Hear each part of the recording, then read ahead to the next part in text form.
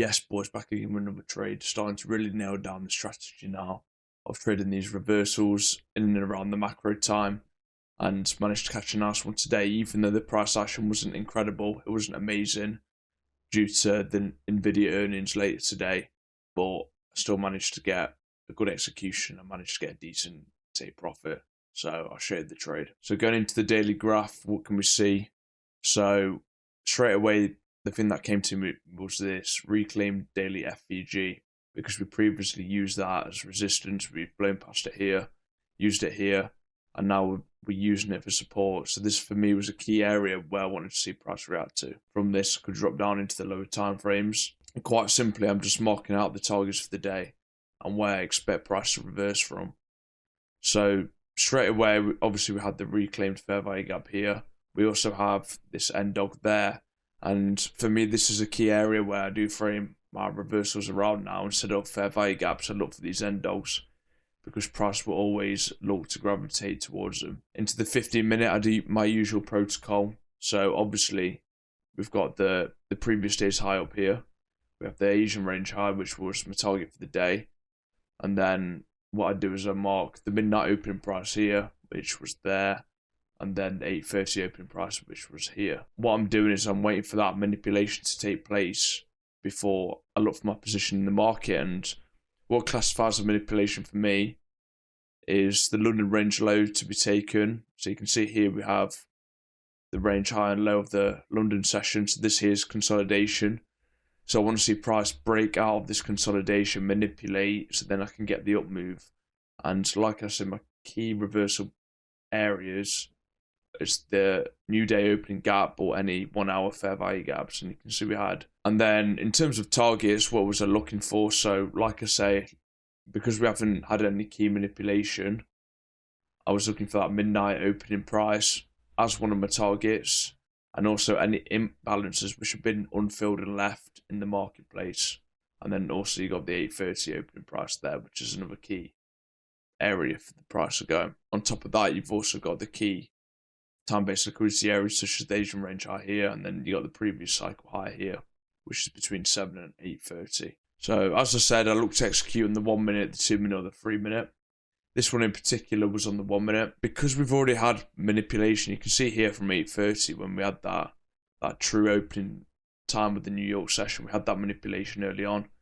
This means that I'm able to frame my execution before the silver bullet times of 10 to 11.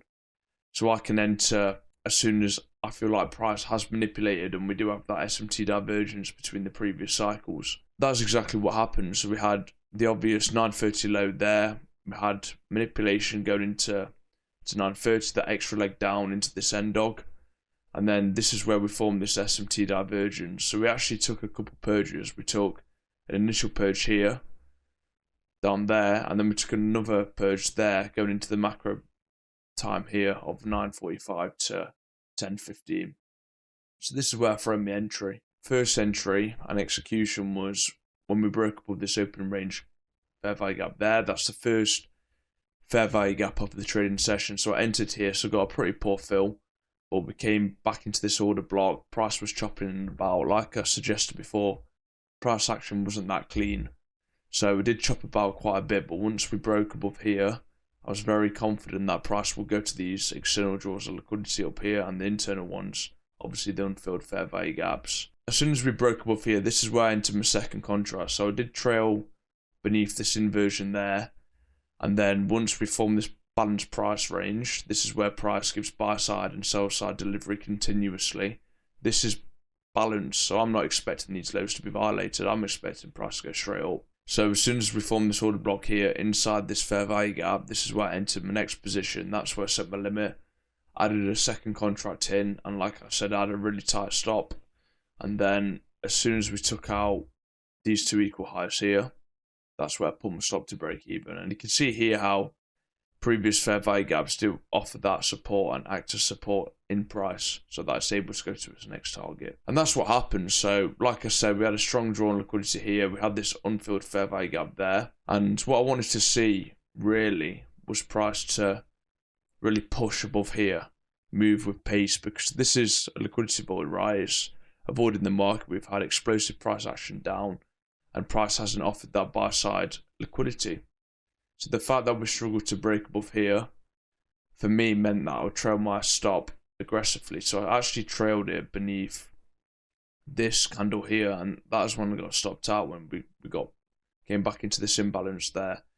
And you can see how our price did chop around for a while before eventually going to my targets here, which was the Asian range high, the previous cycle's high, and the midnight opening price high. That is where the market topped out, and you can see we did get that reaction where we're now back inside of this range where we are consolidating.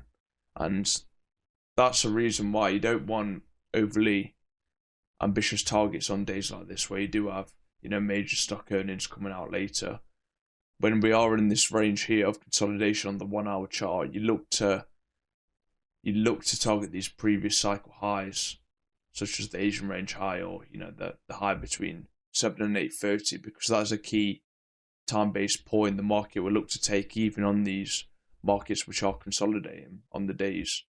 So that's what happened, and then, like I said, we did get that drop down back into this range again, which is where we're currently situated. So yeah, that is basically the trade for the day. Like I said, it was a nice trade in uncertain market conditions, I would say, but definitely looking at here, the bias is bullish, and I'm still looking at these previous weekly highs to be taken and previous daily highs. So yeah, cheers for listening to that. Cheers for watching. I'll catch you on the next one, and I have posted the execution video on the previous upload, so have a look at that.